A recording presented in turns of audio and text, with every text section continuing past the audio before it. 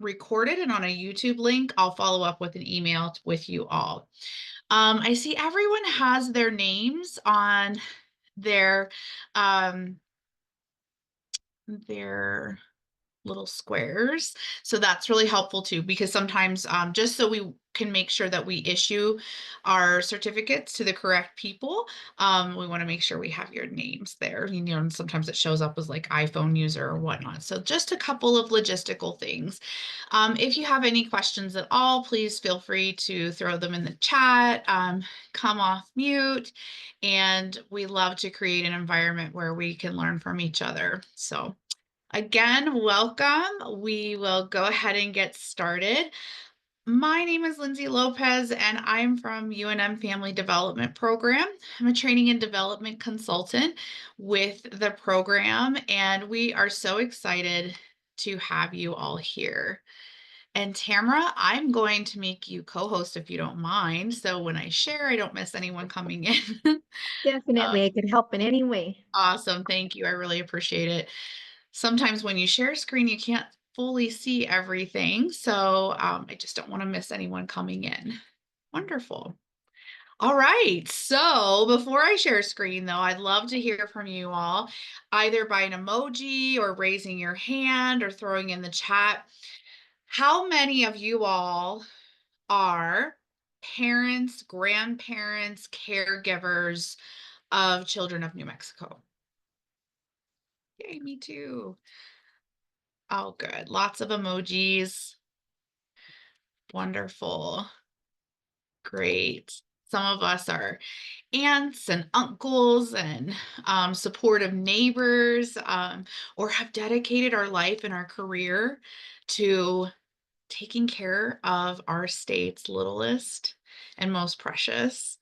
And we thank you so, so much for your love and your care to all of these children of our community. And like I said, even if we're not direct parents or caregivers, we've devoted our lives and our careers, or we are also parents and caregivers, and we've devoted our career to taking care of so many little beautiful faces throughout our state. So a huge, huge gratitude to you all for being able to juggle it. Not juggle it all, but juggle it sometimes. Also, that means that we are all families of New Mexico, right? We are all caregivers, parents, grandparents, extended family members, and we are all families of New Mexico. So we are in a space where most of us are professionals, but don't forget, you do hold that very powerful voice of being a family member within a family of New Mexico as well, a caregiver, a parent, grandparent, and so on. So as we jump into this session today, this is Taking Care of Ourselves Parent and Family Edition. Don't forget that you are too a family of New Mexico. And don't forget that as professionals, we need to take care of ourselves as well. All right.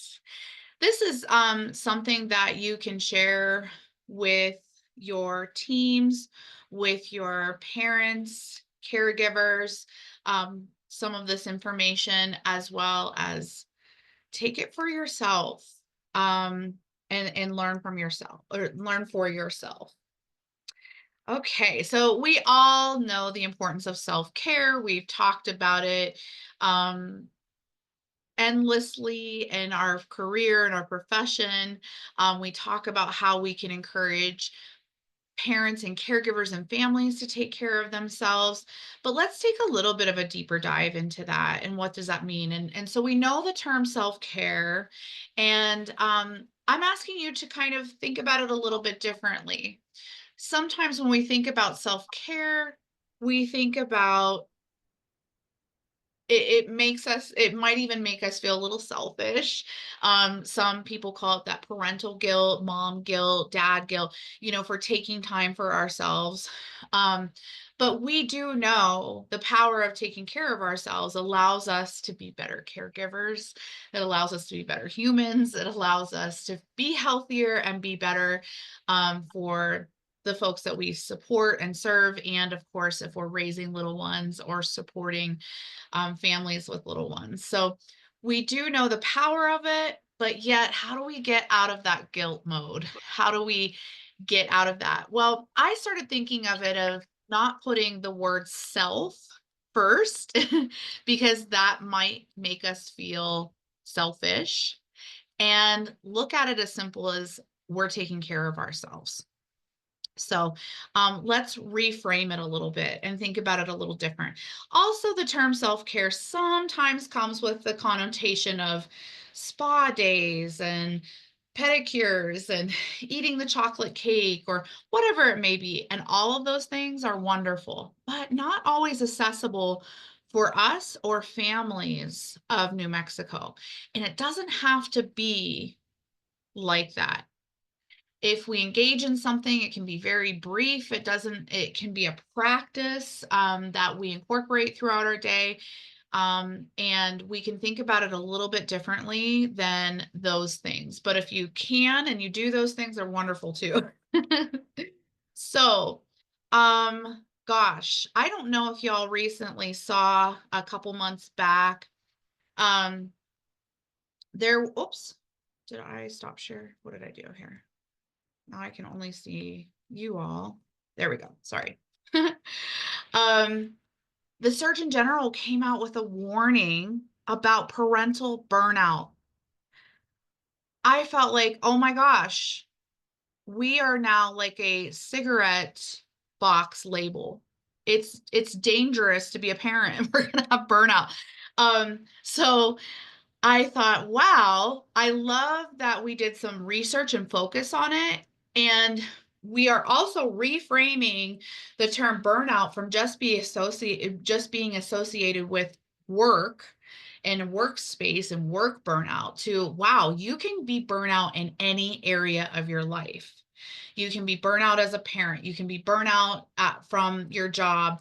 And you can be burnout from many other things in your life. So I really liked that the focus was, gosh, it's hard to be a parent, and you can be burnt out on being a parent. And so it also gives us a little justification to like how hard parenting is, and the mental load and the physical work and the physical load of being a parent or a caregiver.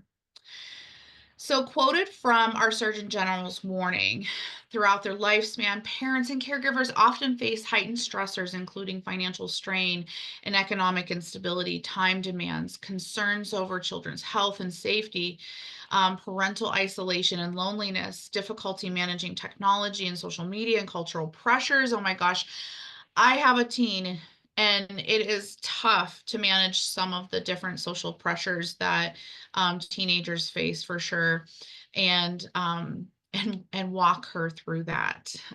Not always easy for sure. Um, in addition to parental and family stress, I invite you to think about many of us are taking care of our adult children and children, maybe also simultaneously an aging loved one, a parent, a grandparent, an aunt, or an uncle, sometimes in the same home and environment. And so there are other stressors to think about when talking about one, caregiving, and two, talking about family stress. And there are other family dynamics and things that weigh into parent and family stress. So, and always at the top of those things, especially for New Mexicans, a lot of times are those economic stressors that sometimes come along with caregiving and parenting. So, one of the researchers, I believe he is our Surgeon General, to be honest with you, Vivek Murthy, actually quoted, "Raising children is sacred work and it should matter to all of us." I felt like that quote was so powerful because it is sacred work and it should matter to all of us. Our children are our future. And every one of us have dedicated our professions and our lives to children, and we know the importance of that sacred work. And we know the importance of creating good, solid relationship and attachment and bonding and support from our communities, to raise children, and how important that is to impact their health and their mental health even as they grow into adults and older adults. So it truly is sacred work.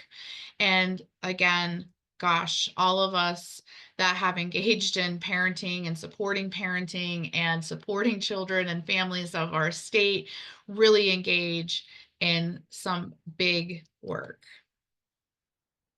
So, our Surgeon General's warning, um, an entire document. I encourage you to take a look at it. Really good data in that document as well, and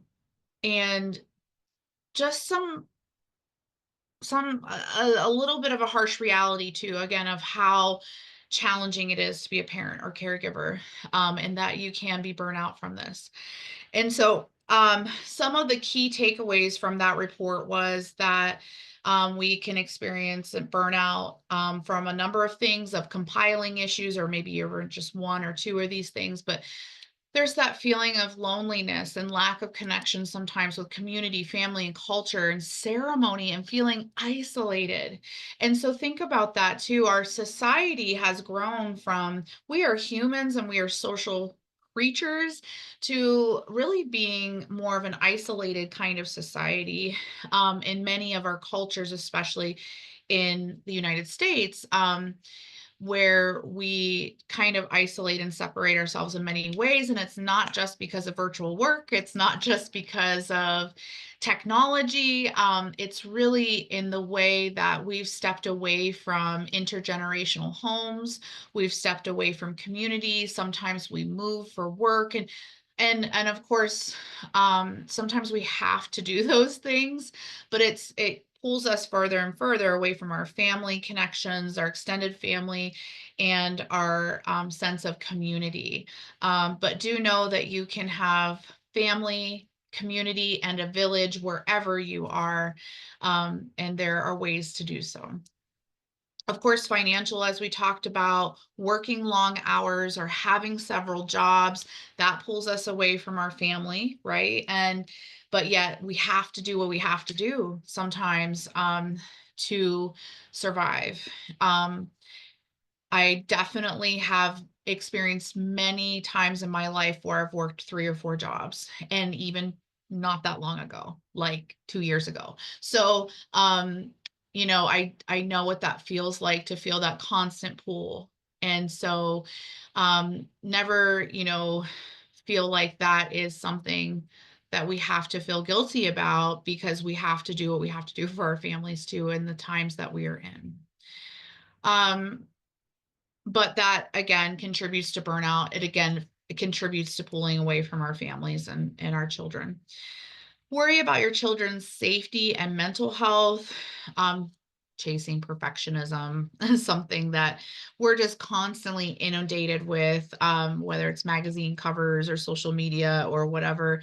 The perfect farmhouse lifestyle home that we should have clean all the time, and like we don't have children.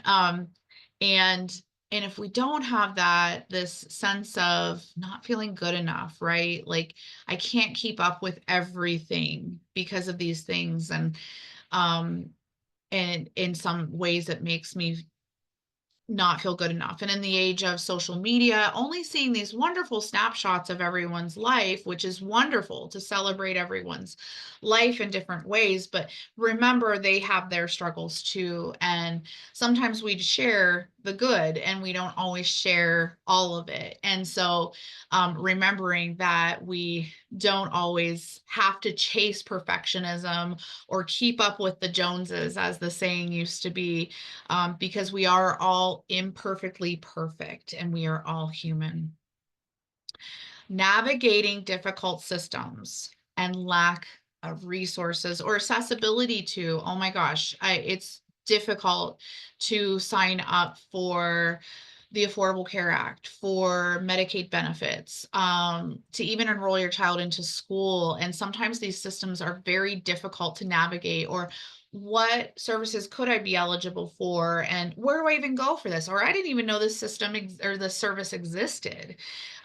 So sometimes navigating some of these really difficult systems can feel like a a full-time job in itself, let alone working a job or several jobs.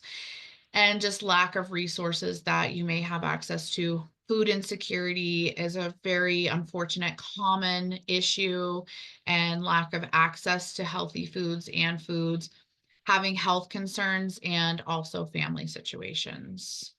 Those family dynamics we all face, for sure, but contributes to our stress level. So, what can we do? I want to check the chat just to make sure. Oh, great. Hi, everyone. Buenos dias. Just Bueno, want to make sure we didn't have any questions. Go ahead. I think I heard someone. Maybe, maybe I'm crazy. Okay.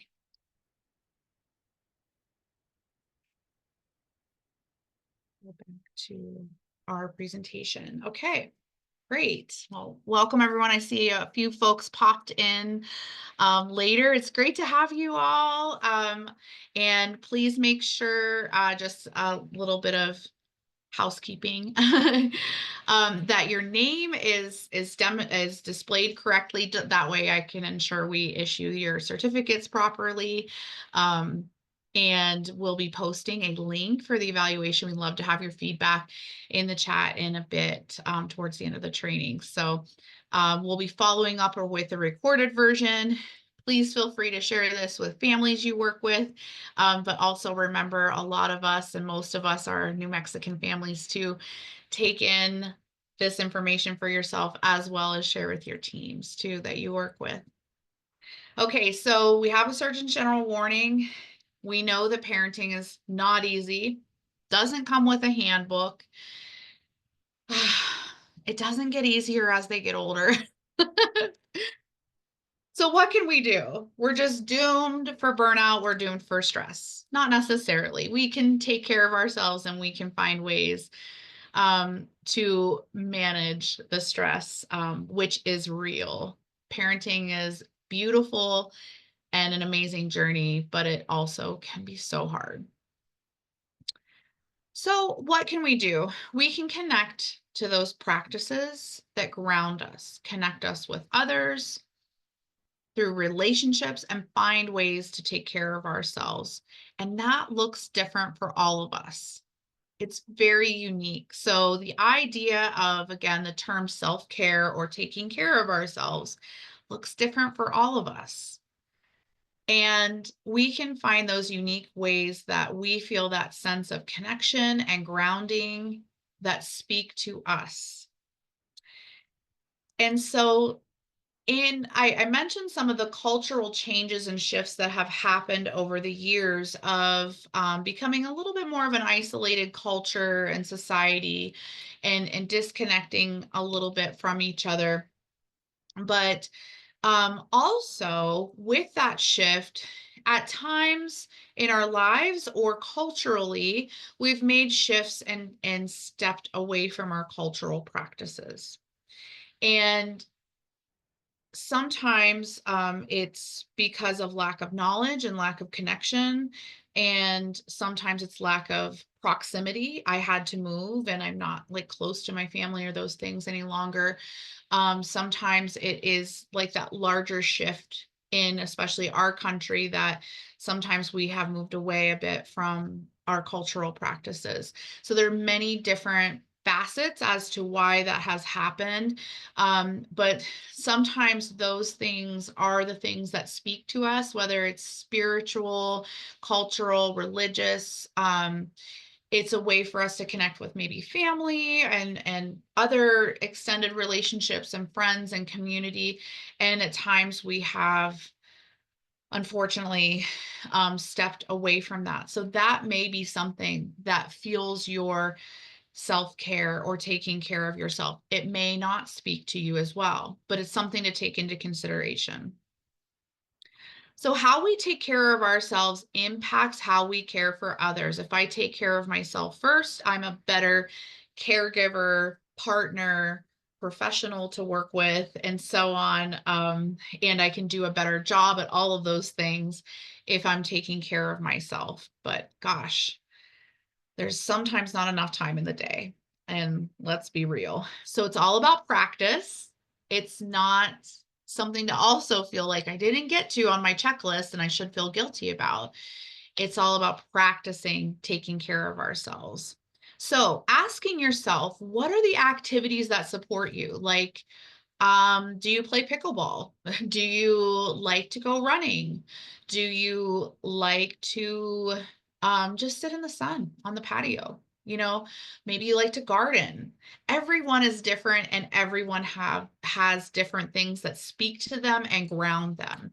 And so whatever that is, what are those activities that support you? Maybe you just like to go for a nice leisurely hike in the bosque or the mountains sometimes, or maybe you cycle and you're like in 5Ks and marathons, and that's amazing too. Do you dance or sing? Do you bake? And I didn't once mention spa days, but that could be a thing too. And those are fun too, again. But again, we want to step away from the idea of privileged self care and step into what's more equitable, what is more feasible, what's more realistic. Do you like meditation or breathing exercises, which are free? Um, is it just watching a movie with your family?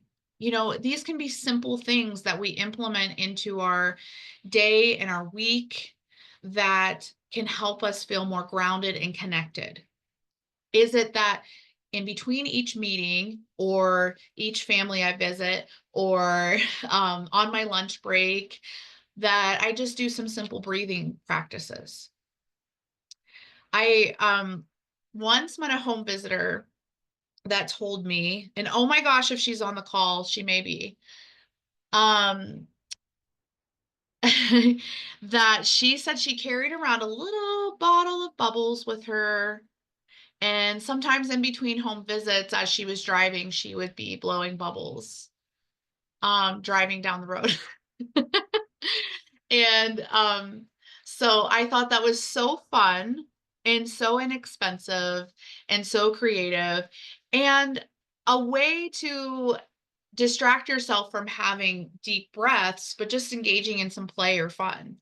Is that your self-care or taking care of yourself in connection with your family? Is having some time to play with your family and play with your children, and what engagement of play feels like as it fuels you and grounds you and as a way to take care of yourself. But I loved the idea of playful bubbles, doing some deep breathing, but engaging in some fun. And we kind of joked that, people would see her driving around with all of these bubbles coming out of her car. But I loved that idea of like she had a moment in between visits to engage in a little bit of fun and some deep breathing and not even kind of realizing that. Um, can we step into, and is this something that speaks to us, reclaiming religious, cultural, spiritual practices and song, music, or ceremony or dance? What does family and community connection look like to you? Is it going to a mom's group or a dad's group or an exercise class, or engaging in something at your local community center? Is it volunteer work? Um, Seeking mental health support when needed. And so we need to also kind of address the elephant in the room too. I myself also overuse the term burnout, but we have to remember that burnout is actually a clinical diagnosis in the DSM. And so is it that I've had a rough day and I'm feeling so physically and emotionally and mentally exhausted? And it's just a day, or am I burnout? But usually me, in just my casual everyday talking, like, "Oh my gosh, today was so hard. I'm so burnout." And and so I want you to think about the differences between being stressed, having a day, being having a stress overload, so a period of time where there's a lot of stress at one time, and actually being burnt out.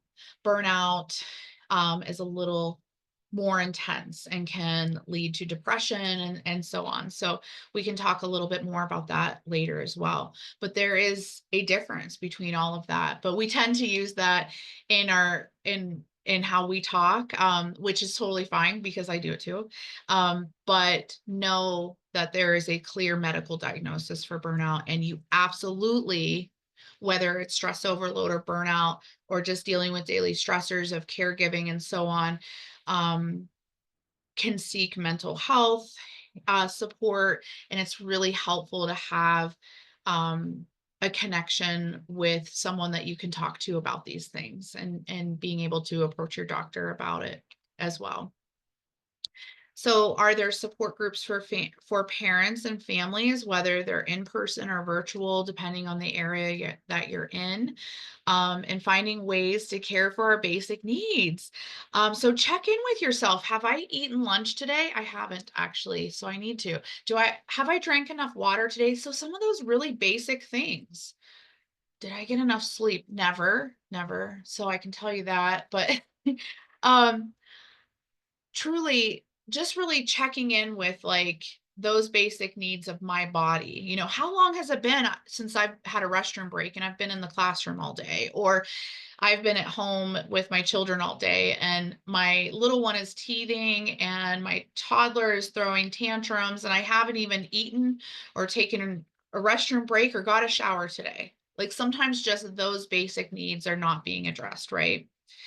And, have I had time to play with my children? Have I had time to play myself and engage in fun and some playful activities? So, and the power of play and how it can impact burnout as well as create time for connection with our families.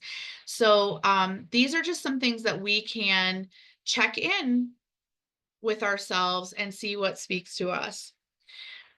Here's a concept called energy hygiene. You can really think about like this in two different ways. So, am I feeling low energy? Am I feeling high energy? We can think about it as capacity. Do I not have as much capacity or tolerance or patience right now as a parent or a person? Or am I feeling really good? And just checking in again, asking yourself, how am I feeling today? Or has that fluctuated throughout the day? Because I know that if I'm feeling a little empty, maybe I need a little bit more transition time from work to home to be my best self, if my most awesome self, if that's possible. Or I might even just say, like, guys, I've had a really rough day. Um, so I just want you to know, you know, uh, maybe I need a little bit of extra help cooking dinner tonight or whatnot. So my energy tank or my capacity tank is feeling a little low and I need help. And sometimes if we have those check-ins with ourselves, that's when we can also ask for help from our families, or in the workspace, our teams. And just having that awareness. How's my body feeling? How's my mind feeling? Um, and checking in with yourself now and again. We are kind of like um, creatures of habit, and we go on robot mode and we kind of move through things. And it's not often that we just, for a minute, even 10 to 30 seconds, take a breath and connect with ourselves and say, how am I feeling? And where is my capacity level right now? And so energy hygiene is kind of thinking about what we take on um with energy or activities that we engage in. And so noticing when there are energy draining activities and activities that can replenish our energy, or make us feel more energetic, or like we're more harmonized. I'm moving away from the term regulated because that sounds very controlling. If I say, like, I'm going to control my nervous, or I'm going to regulate my nervous system, or this child needs to regulate their nervous system, or I need to support with that, it really steps into the idea of I have control over this versus I have tools to empower me to balance and harmonize my nervous system. So, are we noticing when we're engaging in those activities that help us harmonize our nervous system or give us more energy? It may not give us energy, but actually relax us. So, that's why I say harmonizing our nervous system. Or are we engaging in those energy takers? So some of those takers after a long, hard day is, like focusing on the past or ruminating on the past, or maybe the future and stepping into some of that anxiety kind of feeling. Is it that we are not getting enough sleep? Again, checking in with those basic needs, getting enough sleep, and if that's possible, um, mess and clutter around your home or workspace, how that feels to feel a little bit more organized, or engaging our family into helping to support that. Um, Sometimes too much sedentary time, but also having time to be still and rest is wonderful. Overworking, dehydration, social media. Sometimes people refer to it as doom scrolling. I'd like to not look at it like that, because sometimes we engage in social media scrolling to just have a bit of an escape or check in. Um, and so when it becomes an impact on your time and your day and your mental health, that's when it can be kind of negative. But sometimes it's just purely an escape that I just don't have to think. It's kind of like, doing some sort of repetitive activity that I can just kind of space out on. So it's not always a bad thing just to scroll for a little bit. But in moderation, everything in moderation. So screen time in general, though, thinking about how much time we spend on our computers, we all do so much documentation and things like that. And then, things on our phones and things for our personal lives with all of this technology. So sometimes just kind of getting away and disconnecting from the screen is a really great opportunity to give you some energy back, for sure. Are we engaging in some like resentment? Are we harboring anything, negativity, junk foods? But, sometimes it's okay just to eat the chocolate cake, and that's a little bit of self-indulgence, or treat yourself to the ice cream, and that is taking care of yourself. Too much alcohol, stress, and fear, and some energy givers. So that might be music or dancing and singing, getting into nature, resting, sunlight, positivity, anything here that speaks to you. And not all of these things may speak to you. Gratitude, hydration, journaling, that may be something that's beneficial to you. Engaging in some sort of movement. Is it exercise, formal, going to the gym, walking, running? Is it dancing?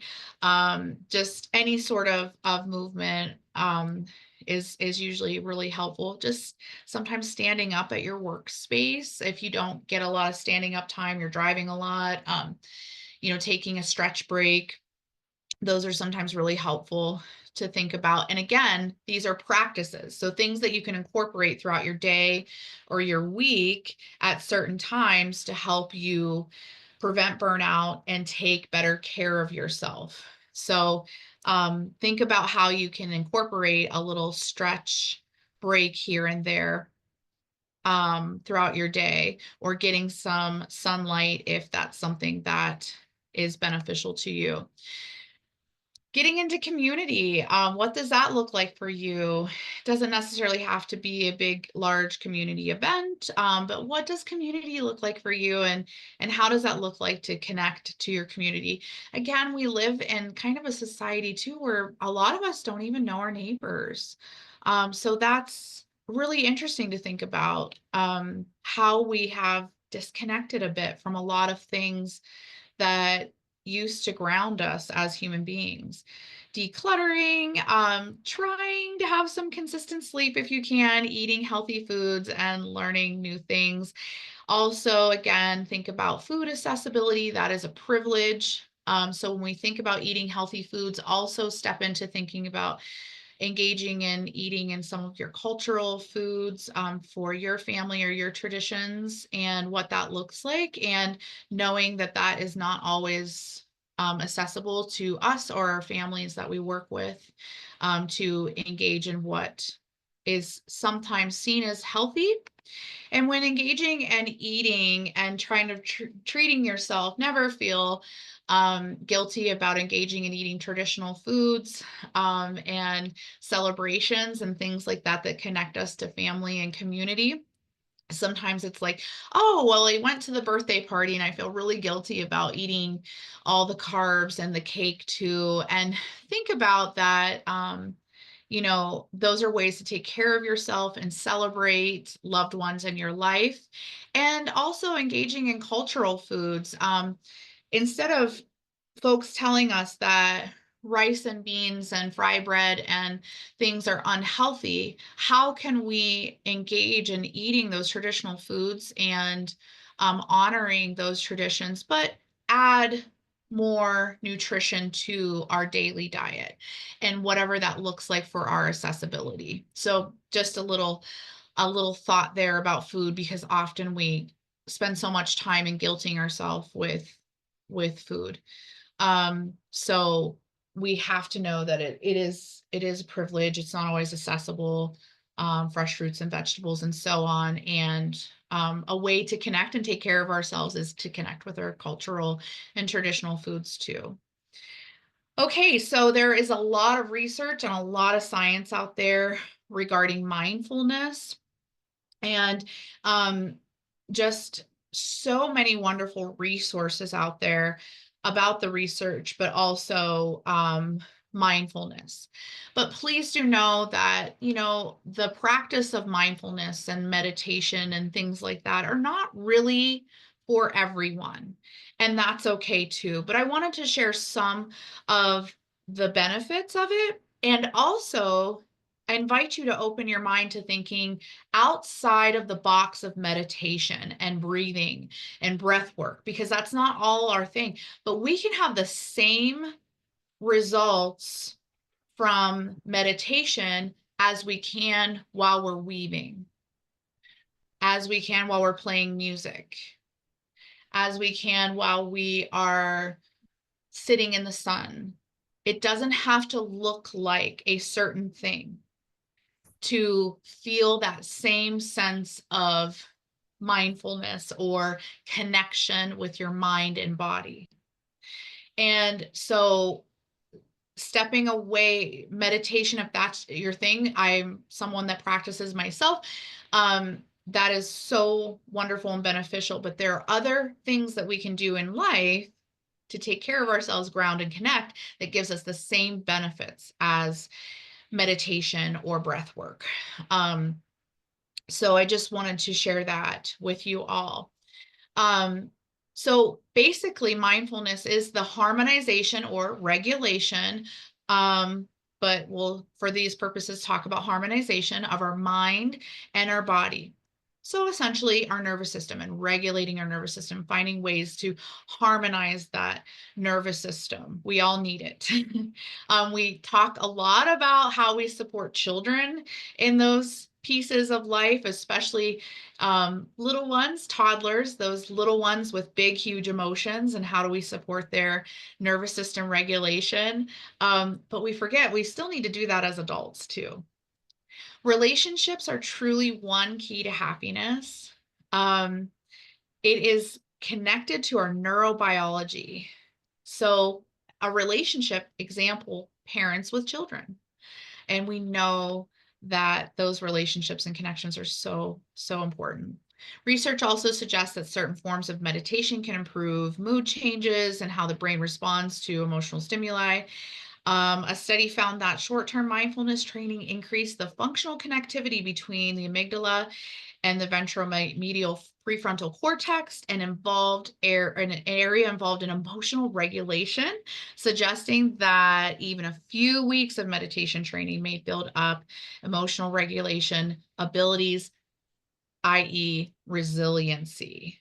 And we know that that is the key to um, just life is being resilient, and being able to continue and try again and move forward. So, mindfulness, what I can take away from that is mindfulness, no matter what it is, meditation or a certain practice, maybe it's painting, maybe it's weaving, maybe I play guitar, maybe it's gardening, that's whatever activity that puts us in that space of connection with our mind and body can support overall in our overall resilience. How powerful is that? Finding balance looks different for everyone. Finding what works for you for taking care of yourself looks different for everyone. What time of day, how you implement it all looks different for everyone. Balance in life of in uh, um, in life of work, leisure, activities of daily living, which is how we take care of ourselves. So, sleep, shower, eating, those basics will help us find optimal balance for health. So it's all about balance. How do we find balance? Oh my gosh, there's not enough time in the day, right? So finding what speaks to you, getting back to the basics. Again, we talked about those basic forms of taking care of ourselves, physical activity, maybe slowing down and pausing, breathing, drinking enough, eating enough, having that balanced diet. Again, I mentioned incorporating cultural foods, and connecting to your cultural foods and traditional foods and recipes that activate your connection to culture. I would love to explore with you someday the connection of cultural foods and activating your DNA and how that grounds you. But for now, don't, know that it's important to engage in those cultural recipes and traditional foods and sharing those with our friends and family too. Um, Take time for you, carve out a little bit of time, um, and be faithful to taking your lunch break, and making sure that you're eating and you're taking a break here and there throughout the day, whatever that looks like, to stretch, to take care of your body's needs, get a glass of water, and be able to take care of yourself. Sometimes I'm just so busy and I'm like, oh, I'll get to that later or whatever. And then I'm like, oh my gosh, I didn't drink anything all day or whatnot. And sometimes I have to actually, when I'm in that mode, stop myself and say, take 1 minute to get yourself a glass of water. Again, we get in robot mode and we rush around and our minds are so busy. Sometimes we have to pause, slow down, and remind ourselves to take that 1 minute. And that 1 minute will actually set me up for success for many hours to come. I often even say to myself, okay, I've been like punching away at something on the computer or project or whatever, and I have to peel myself, like physically peel myself away from the computer or whatever the project is I'm working on, because I can get into a mode where I'm like, I just want to get this done and then reward myself with having dinner or having lunch, like, and then I don't have to think about it. When in reality, sometimes my work isn't as high quality, thorough, or I'm not as efficient because I'm starving and I need a drink. And so if I just take 15 or 20 minutes or a half an hour to eat my lunch or go get some water and stretch, I come back more refreshed and then I'm more efficient at my job or whatever I'm doing. Um, toddlers again, having those big days, and sometimes it's hard to step away and get a shower, but even if I take that 15 minutes to, you know, hey, tag team the other caregiver, or call a friend to sit with them for a few minutes so I can take that 15, 20 minutes or 30 minutes for a shower, I can come back a lot more refreshed and able to take care of the situations and have more patience and so on. But it's so hard to do those things. It's okay to fill up your energy tank. Know that it's okay, and know that you're not alone feeling the guilt or the pressures or time constraints, or just don't know when to fit this in. We all struggle with that. So here are some ideas. They may or may not speak to you, and that's okay. I encourage you to ask yourself and do some reflection of what would work for you. But exercise, prayer, meditation, spiritual practices. Maybe you like to read, cooking a meal with family, sharing those recipes are really fun. Trying a new recipe is fun too. Singing or dancing along with cultural song and dance, connect with other parents, knowing that you're not alone and feeling less of that sense of isolation. Gratitude journaling may work for you, may not. That's great. Or any other kind of journaling. Maybe you like to write poetry, and play, and the power of play, and stepping into the power of play. I promise it's not just another thing to do. And we can incorporate into our daily practices little pieces of taking care of ourselves so that we have more capacity overall. That's not just another thing or another checklist to do. So I know I would say, like, to colleagues or other parents, like, so important to take care of yourself, and they'd say, when do I have time? And it's just another thing to do. I can't overwhelm myself any more than I already am.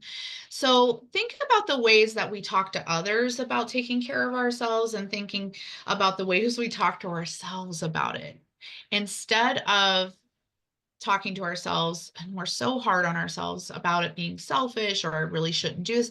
I shouldn't do this. I shouldn't have the cake, or I shouldn't do this and take time for myself, or I feel really bad because I'm going to do this activity with a friend for an hour and I really should be at home with the kids or whatnot. It is okay, because you are going to be better for it to take care of yourself and have some different connections or ways to ground yourself. It is okay. So think about the way that we're talking to ourselves about it. So I'm going to share in the chat, because we're running out of time, a little bit of a meditation. Let me see. Well, I think we might have time, actually. Okay. But before we do that, I just want to share resources with you all. So some local state resources. Feel free to take a photo of these resources, but I will share um, this recording with you all as well. Some local and also national resources that can support our mental health, because again, we need to really think about, like, are we fully in the space of real burnout here, where I need some medical and maybe some mental health support? Um, are we in a space of stressed, a day where we're just really overwhelmed? Are we having stress overload where a lot of things are piling on at the same time? Um, or is it something more serious? And all of those, even just day to day, can be supported with um, having someone to reach out to talk to for some help. So I will share the link in the chat though. And for this, see if it pops up. Yay. Okay. Um, for this meditation as well. Let me pause it. I would love to. Okay. So let me share that in the chat, as well as, so there is this little meditation that is totally invitational. And then here is also, like I mentioned earlier, with our housekeeping thoughts, the evaluation for our training today. We love to hear your feedback. We love to grow and learn more and meet your needs. So please do take a moment to fill that out. And yes, join me for a brief meditation if you'd like to. If not, I invite you to maybe do some stretching or do something that your body needs. If it's a restroom break, filling up your coffee, getting some water, whatever speaks to you. But I do invite you to share a moment with me if you would like.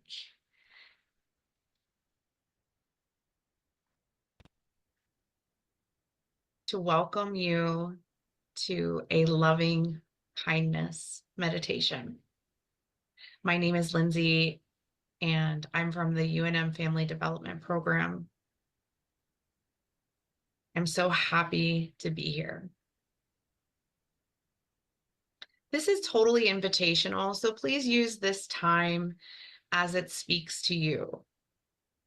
Practice something that may fill your cup or fill your tank. If you're joining us for this meditation, I invite you to sit up nice and tall and honor the sacred space that we have created and that we are in. You may close your eyes if you feel called to do so. Please participate at your comfort level. Remembering at this moment, even though it shall be brief, there is nowhere else to go and nothing else to do. Let's just start by slowing down our breathing, taking nice long inhalations and exhalations through the nose and out through the mouth. Slowing down our breathing allows us to slow down our thoughts.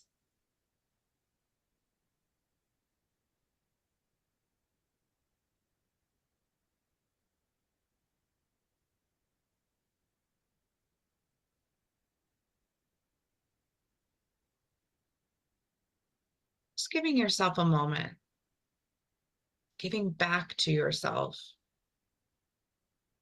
just for a moment.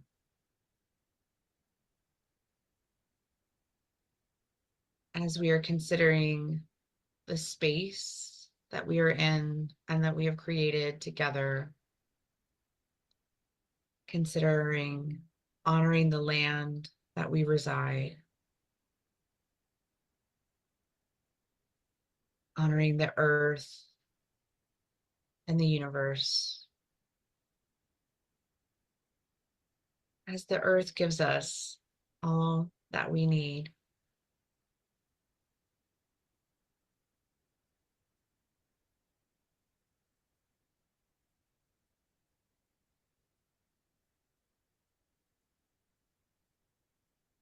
Picture yourself with a heart in the middle of your abdomen,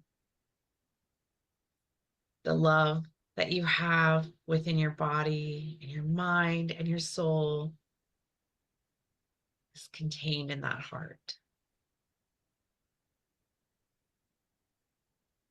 Start to envision with each breath it growing and growing, becoming larger until that heart is outside of your body.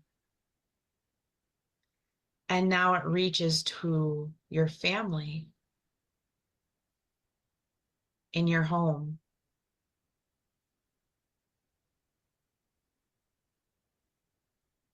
And beyond that, to your friends and extended family.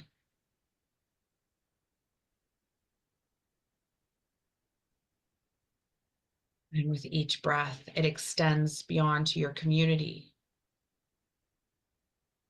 and your state and beyond to the world.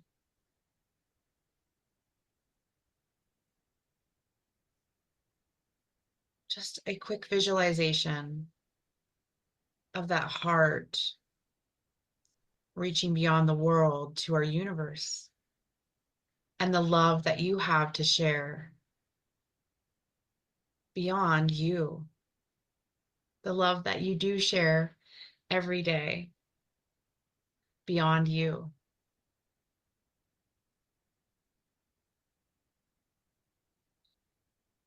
As we sit in this visualization, remembering again, there's nowhere else to be and nothing else to do.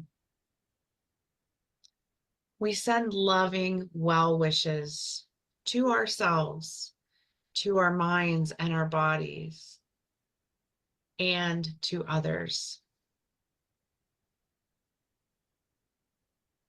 You can say to yourself, if you would like to join, may I be happy. May I be safe. May I be healthy. May I be peaceful. And sharing that love, may you be happy. May you be safe. May you be healthy. May you be peaceful. Thinking of the beautiful children of our families and community, wishing for them to be happy, to be safe, to be healthy and at peace. There's nothing we want more than that for our children. Just closing out here, remembering to have love and kindness for ourselves so we can give to others that extend beyond us. Taking one last deep breath if you joined us.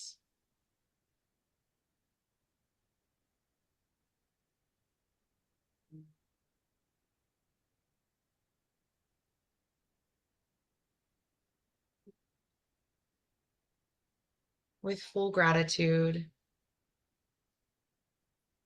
if you joined this moment in whatever capacity that you could or whatever spoke to you, thank you. Thank you for creating a sacred moment together. And with deep gratitude from my heart, thank you for all that you do each and every day to support the little ones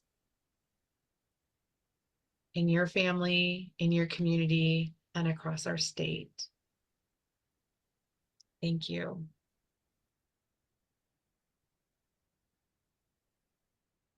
With that, thank you all so much for all that you do each and every day to support our children and families. Please feel free, I'll drop my email in the chat to email me with any questions. Again, we'd love to hear your feedback on the training. Thank you, Jesus. Oh, thank you, everyone. So awesome. Thank you for taking time out of your busy days to join me today. It's not easy to find time, but I encourage you all to even take a little bit of time to practice taking care of yourself. Have a wonderful day, everyone. Thanks.